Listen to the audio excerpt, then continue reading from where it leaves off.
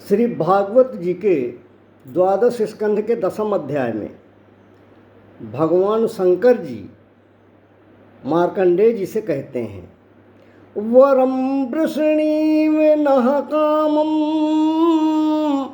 वरदेशां वयं त्रयः अमोघं दर्शनम एषां मर्त्यो यद विन्दते मृतम् ब्राह्मणाः साधवः शान्ता निःसङ्गा भूतवत्सलाः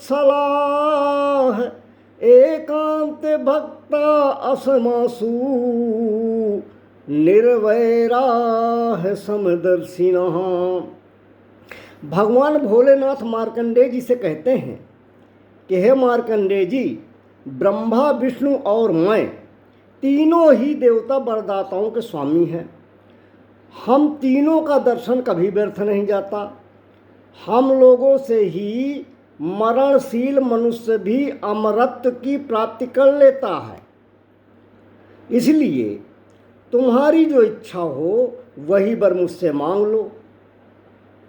भगवान भोलेनाथ कहते हैं, ब्राह्मण स्वभाव से ही परोपकारी, शांत चित्त व अनासक्त होते हैं। वे किसी के साथ बैर भाव नहीं रखते। समदर्शी होने पर भी प्राणियों का कष्ट देखकर उनके कष्ट दूर करने के लिए ब्राह्मण पूरी हृदय से जुट जाते हैं। ब्राह्मणों की सबसे बड़ी विशेषता तो यह होती है कि वे हमारे अर्थात ब्रह्मा विष्णु और महेश के अनन्य प्रेमी व भक्त होते हैं। सारे लोक और लोकपाल ऐसे ब्राह्मणों की वंदना, पूजना और उपासना किया करते हैं। केवल यही लोग क्यों, मैं भगवान ब्रह्मा तथा स्वयं साक्षात ईश्वर विष्णु भी उनकी सेवा में संलग्न रहते हैं।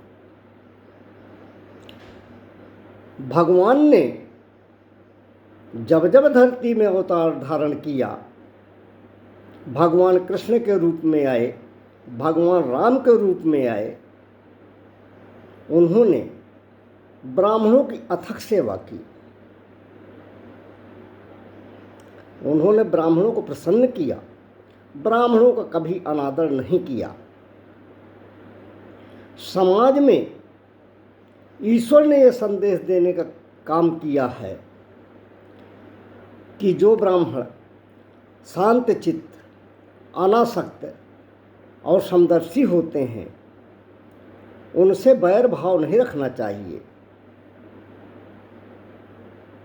रावण जैसा ब्राह्मण होने पर तो बैर भाव की बात उठती है, लेकिन एक रावण जैसे स्वभाव के ब्राह्मण के पीछे सभी ब्राह्मणों को अपमानित करना, सभी ब्राह्मणों को जलील करना, सभी ब्राह्मणों के लिए अपशब्दों का प्रयोग करना, ये स्वयं यदुवंशी भगवान श्री कृष्ण और सूर्यवंशी श्री रामचंद्र जी की आज्ञा का उल्लंघन है। भगवान श्री कृष्णचंद्र जी ने तो सुदामा जी के पद प्रक्षालन करके उनको अपने बिस्तर में बिठाला, उनको अपने रनिवास में अपनी रानियों से उनका पूजन कराया। इसलिए सामाजिक और जातिगत विद्वेष छोड़कर भगवान द्वारा बनाई गई आज्ञाओं का हर सनातन धर्मी को पालन करना चाहिए। यदि आप वास्तव में सनातनी हैं तो सामाजिक ताना बाना भगवान की दी गई आज्ञा के अनुसार छिन्न भिन्न नहीं होना चाहिए।